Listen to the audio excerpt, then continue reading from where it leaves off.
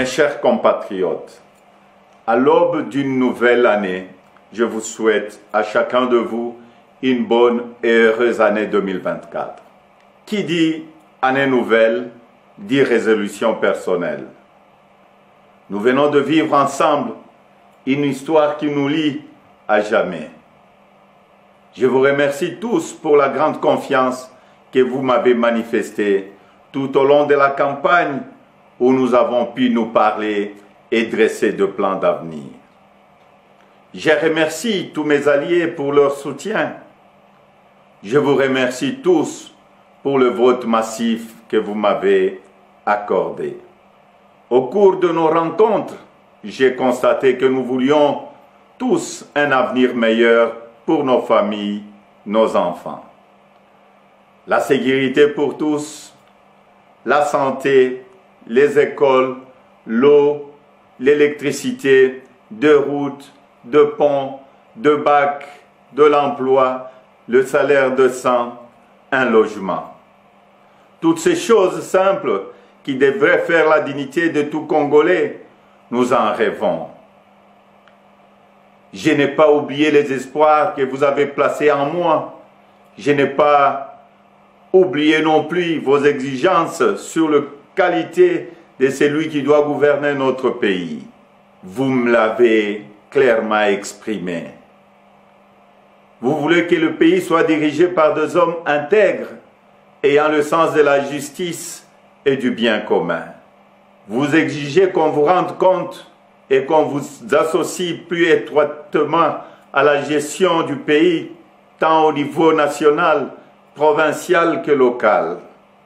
Lors de cette campagne, j'ai pris vis-à-vis de vous un engagement, celui de changer le Congo. Je n'entends pas le trahir.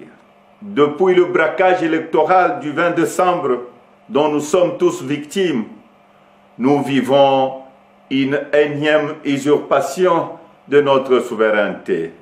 De partout, j'entends monter des cris d'indignation, des cris de contestation, des cris de colère, des cris d'exaspération. Au mépris de l'expression populaire, un régime ici de la fraude, de la tricherie et du fait accompli veut s'imposer à nous. Il n'en sera jamais question, absolument jamais. À l'aube de cette année nouvelle, au cours de laquelle nous aspirons à la paix, à la sécurité, à la stabilité et au développement, nous savons tous que nous ne pourrons jamais bâtir une nation apaisée et tisser le lien du vivre ensemble sur le mensonge, la fraude et la tricherie. Nous ne pourrons jamais bâtir un pays, un État, une nation sans retrouver notre fierté qui appelle à pouvoir choisir librement nos dirigeants. Le serment de liberté que nous ont légué le Père fondateur repose sur le lien sacré qui doit exister entre le peuple congolais et ses représentants. Tromper notre peuple ne fait qu'aggraver la lancinante crise de légitimité qui perdure dans notre pays et nous fait passer à côté de grands espoirs. Mes chers compatriotes,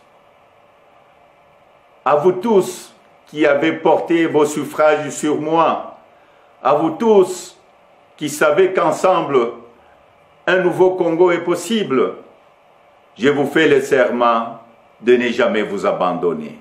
Nous entrons aujourd'hui dans une autre phase de notre quête pour la liberté.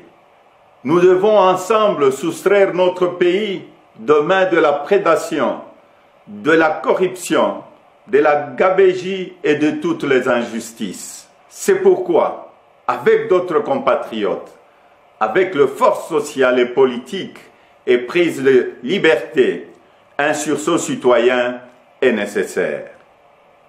Sauver notre démocratie est devenu plus qu'une priorité. C'est un devoir et je ne faillirai pas à mon devoir citoyen. Raison pour laquelle je vous demande de ne pas baisser le bras, de ne pas céder au découragement ou au pessimisme, mais bien au contraire, de reprendre la marche que nous avons engagée ensemble. Parce que rien n'est fini, tout est encore possible. Et ce nouveau Congo, nous y avons droit et nous ne laisserons à personne le droit de briser le rêve que nous avons de le bâtir ensemble. Notre Constitution nous invite à nous opposer à tout groupe d'individus qui veut prendre le pouvoir et s'y maintenir en dehors de la volonté du peuple congolais. Pour notre dignité et l'avenir de nos enfants, nous sommes tenus de souscrire à tout le moyen qu'elle met à notre disposition pour refuser la fraude et l'installation de la dictature. Peuple congolais, tenons bon, restons mobilisés. Le temps de l'action est venu. Par des actions pacifiques, démocratiques, nous allons résister et reconquérir notre droit le plus légitime, celui de faire échec à la fraude et de reprendre en main notre destin avec les dirigeants de notre choix. Amis partenaires, frères africains, les Congolais n'ont-ils pas le droit de vraies élections? Dites-moi, dans quel pays au monde l'on retrouve des machines à voter entre les mains des candidats du pouvoir et on se précipite à proclamer et à féliciter un vainqueur aux élections? Dites-moi le nom de ces pays.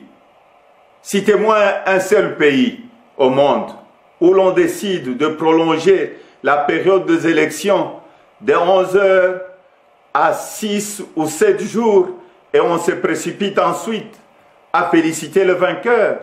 Citez-moi un seul pays dans le monde où on proclame le vainqueur sur la base de bureaux de vote et de machines à voter dont on ne connaît même pas le nombre au jour de l'élection. Personne ne peut s'ériger en complice de cette fraude électorale que nous accepterons jamais. Que vive la République démocratique du Congo, unie, libre et prospère. Merci.